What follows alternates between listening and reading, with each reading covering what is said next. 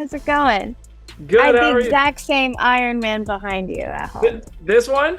hmm Oh my god, that's probably my favorite thing I have. I have so many. It's so detailed too, like the dust at the bottom of his butt. Oh yeah, I honestly sometimes go by and I'm like, is this thing collecting dust or like is that part? And it's I just do the built same in. thing. Iman, it is our absolute pleasure to have you on Phase Zero. Celebrate your work as Miss Marvel. We are all huge fans, and we have been waiting to talk to you for so long. There's like no better person from the MCU to come on our show than you. So this is our moment. We're excited. It's both of our moments. I'm so excited. Get into I love it. this.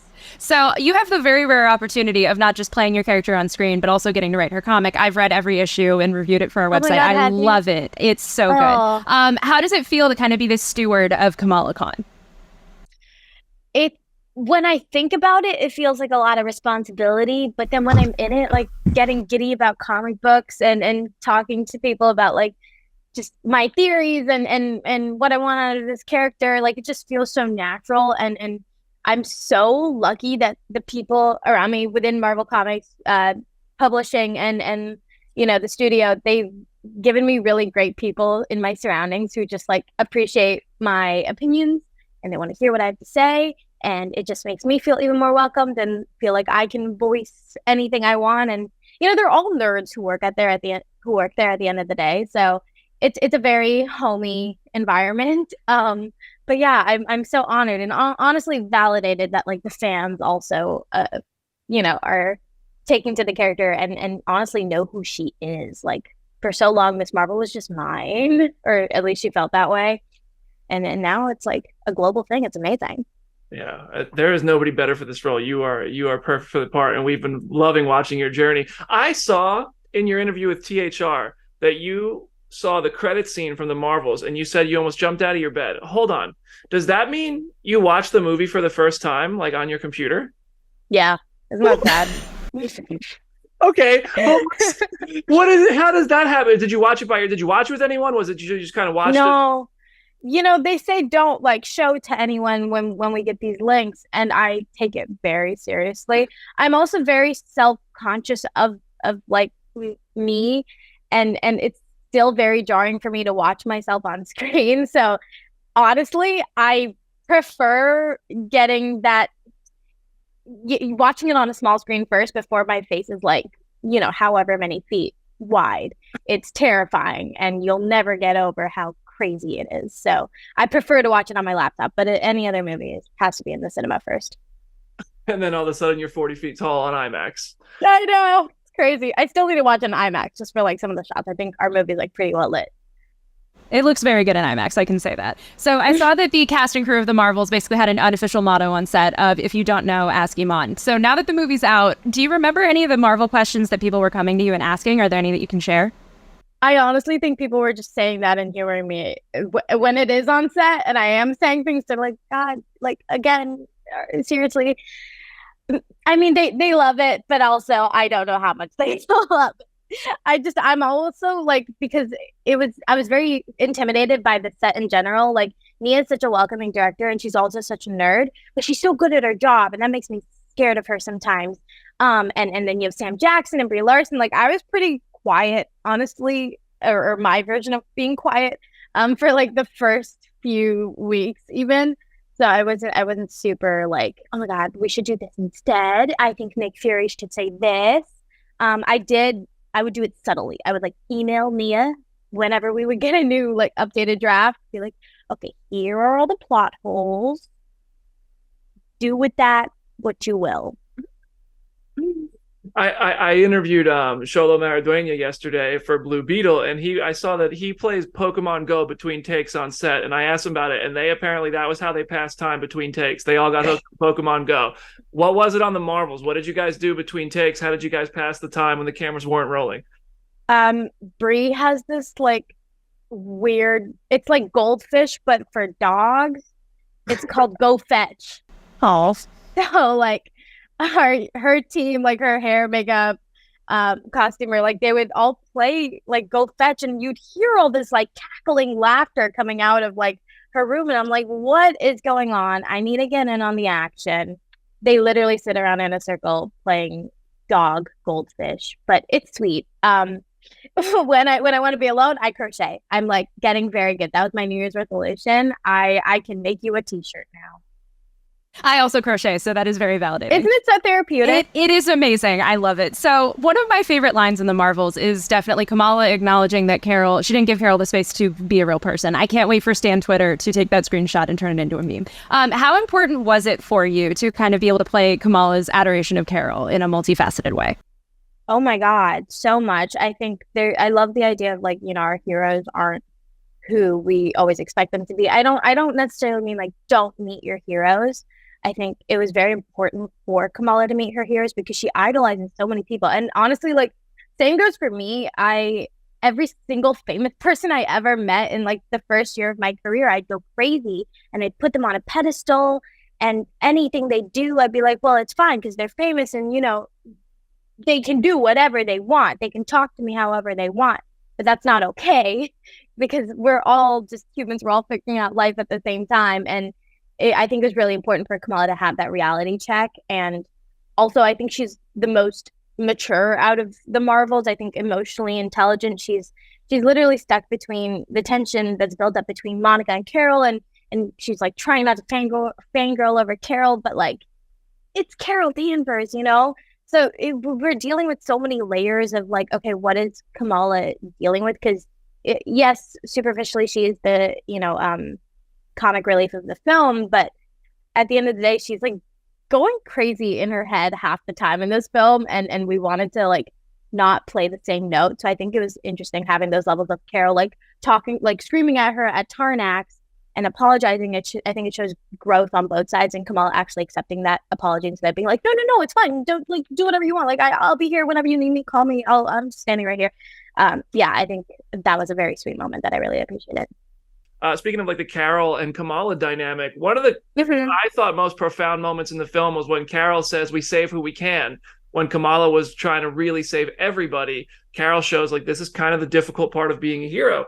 I'd love to hear about what you think the impact of that line, that moment, that lesson that Kamala has there would have on her, going forward. Yeah, I mean, I think Kamala kind of still lives in a bit of a fantasy land when it comes to being a superhero.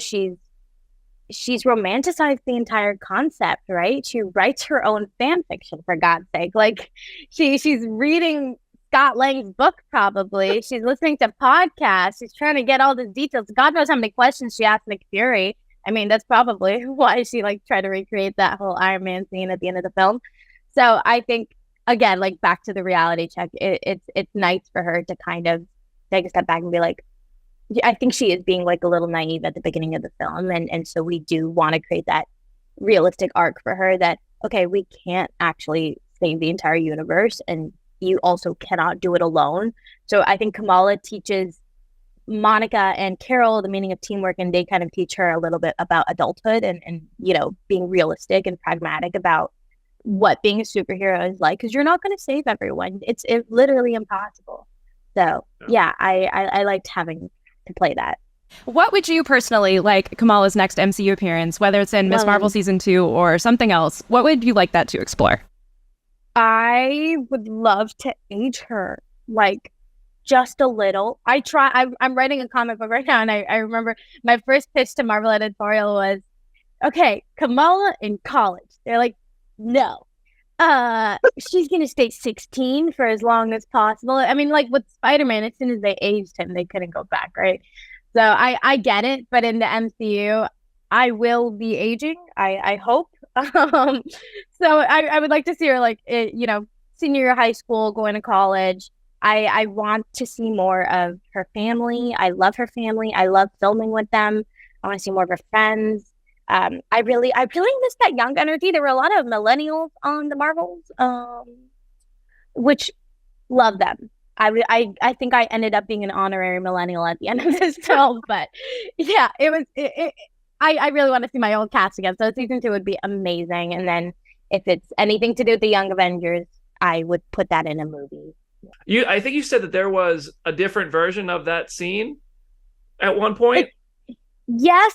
I mean, it was like pretty much the same lines. They just, I think they were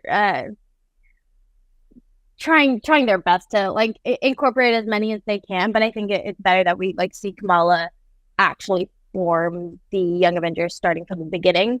Because there's like a version where they already existed. I was like, that doesn't make any sense. And they were like, we know we're not gonna film this.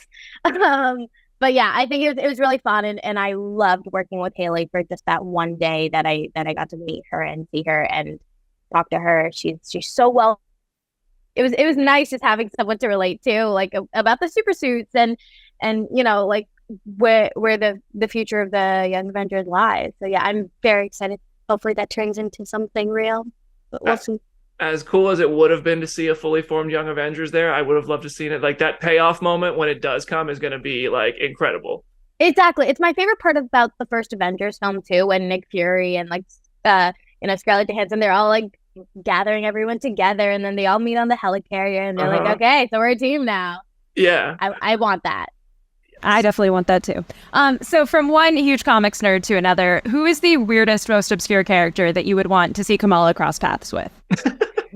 Okay, I'm gonna give one that I tried to put in the comics, and they were like, this is too weird and obscure, even for comic books. But it was the Impossible Man. Yes. Do you remember this guy? He was like in some old Fantastic Four comics. I think even Stan Lee once said how much he hates this character because he's so weird.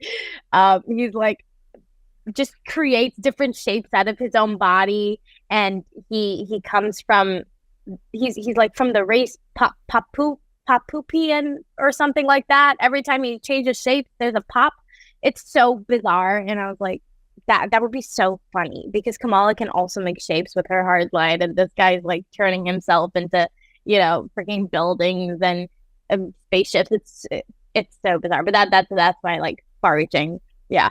Okay, I love it. That's perfect. We haven't even had a chance to talk about this on our show yet because we do our show every Wednesday. And immediately after the show, it was like the biggest Marvel news of the year started dropping. And it's rumors, it's reports, but Fantastic Four stuff. You mentioned Fantastic Four. Pedro, maybe, but did you have a fan cast? Did you have like a fan? Because everybody seems to have 100 of them. You know, it's weird. I'm like, I'll jump on any bandwagon. I love every single fan cast that's come out so far. I can see all of them working. I haven't had a doubt with any of them. Like literally, because as soon as any fan casting comes out, people like Boss Logic will make, you know, those photoshops. I'm like, yeah, I see it. I believe it. Movie, film it. Get me to cameo. I'm in. So no, I trust Seraphin. You know, she's my god in a lot of ways. I'll keep that to her. She never misses. No.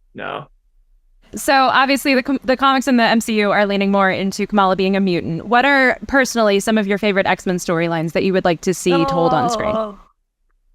Whoa, there's so many. I have been reading a lot of X-Men lately, so forgive me. I mean, like Krakoa in recent memory, honestly, what they're doing in the comics, it'd be sad for the end of that era, but that would be one. Just like a whole gorgeous, like jungly island full of X-Men and all those portals. It's so beautifully drawn in Hickman's run. I would love to see that adapted on screen. There's like specific scenes from Grant Morrison's run that just like just that scene. I want to see like a lot of Emma Frost, her with the Stepford Cuckoos. Their interactions are always like my favorite. I love them calling her old, and she's like, I'm 27 actually, and like everything to do with her nose job. Like she's just such a specific character, you know. There's like moments with her and Angel, and they're like in a fitting room and they're trying on clothes. Like I just love those like very grounded X-Men moments, and then they go like fight crime at the end of the day. It's amazing. Does it change your experience reading the comics, having joined like the Marvel world? Does anything change when you're now? I mean, yes. It's always like, what could have been, or I wish they did this. But like, I understand why certain decisions are made. You can't exactly adapt everything from comics onto screen. And quite frankly, I don't want to see everything from the comics on screen because they work so well in that medium that as soon as you attempt to make it live action, it just loses that magic. So I I'm happy with the MCU, and I like it to exist as its own thing. And yeah, but there are a lot of moments where I'm like, the comics did it better. Was it not the most epic moment of your life to learn that Kamala was going to be a mutant in the MCU, and you get the little X-Men theme song in that moment? I know. Oh, like what? The hardest part was like when we were filming it. First of all, I couldn't keep it together. Every single time Matt Lynch would say mutation, which I like still makes me like giddy every time I say the word. I would just break. They even did his coverage first, so I could hear it enough times so that by the time the camera rolled around to me, I was normal. Didn't work. First take, I was gone. It was just so cool. And it was like one of the last things we shot, and it was nighttime in Atlanta. It was such like vibes, you know. But it was very cool. But again, like we didn't know if that was gonna make it into the cut. I think that was like the most annoying thing filming it, because it was so cool and I was having so much fun, and I just wanted people to see my excitement over it. And what an honor, you know, to use that M word for the first time in the MCU. So I'm very glad it made it in. Oh, we all. I did the whole Leonardo DiCaprio like hey, like pointing at the screen. You know, when I heard it, I was like, yeah. That was a good whistle. Seriously. Thank you. Well, okay, so I know you've been a fan of, you know, Marvel Comics, Marvel movies for your whole life now, and so fans, I'm a huge fan. I want to see everybody come back for Secret Wars. I don't know if that's the plan, but obviously, like, I want to see everybody who ever played anybody ever come back for Secret Wars. Not just the Avengers, if it's X-Men, if it's Daredevil, Ghost Rider, Blade, any actor who's ever played a Marvel role, if you got to fill that dream and have a scene with them because they're back for Secret Wars, who is the actor, who is the character you want to see yourself as Kamala Khan share a set with? First of all, the budget for that film, insane.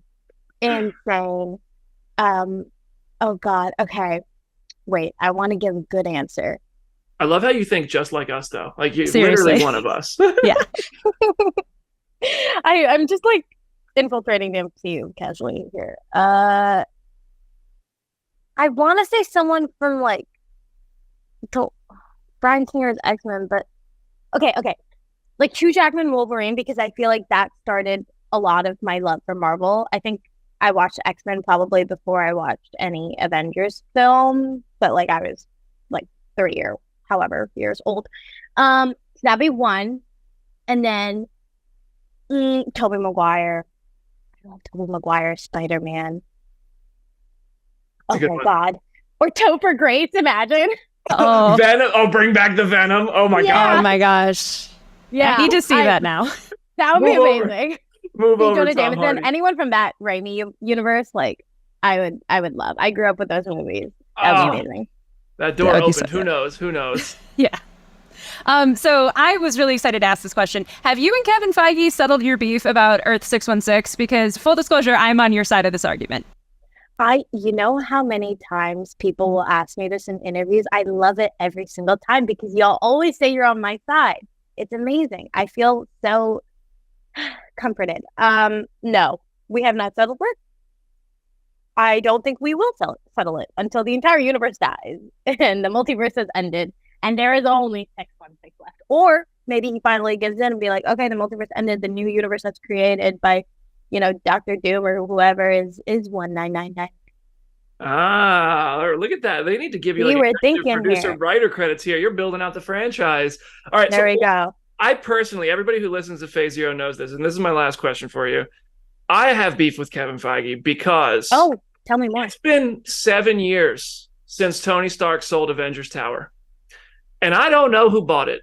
And I'm not going to lie, every time I watch Ms. Marvel, I was looking at that skyline and I was like, where is it? Who bought it? So, you know, I don't know if you know the answer, but I would love to see theory, hypothetically. We all have our guesses. Who do you think may have bought Avengers Tower? It's right up the street from Kamala. You know what? I'm right up the street from it right now. I'm in New York and I just passed, but I'm like, I can see Grand Central Station. I'm like, the Avengers Tower is right there. It doesn't even make sense in real life. No, but I mean, Baxter Building, I guess. That makes the most sense to me. It's logical. You know? Yeah. Either Baxter Building or Fisk Tower, maybe. Maybe. That's too much power for him. feel the same way. Does he have money like that? Like, Like, does he? you know? I don't know. Hell's Kitchen to like getting the lease on Avengers Tower. Come on. That's Yeah. yeah. He's balling out. Well, Iman, we could do this all day with you. Thank you so much for the time and coming on Phase Zero. As soon as the strike ended, we were like, this was our dream interview, and we made it happen, and we can't tell you how much we appreciate it and how excited we are to get the opportunity to support you and your work, because you as Ms. Marvel has just been fantastic, and we're all loving it so much. Thank you so much. This was so fun. You guys are so great. Thank you.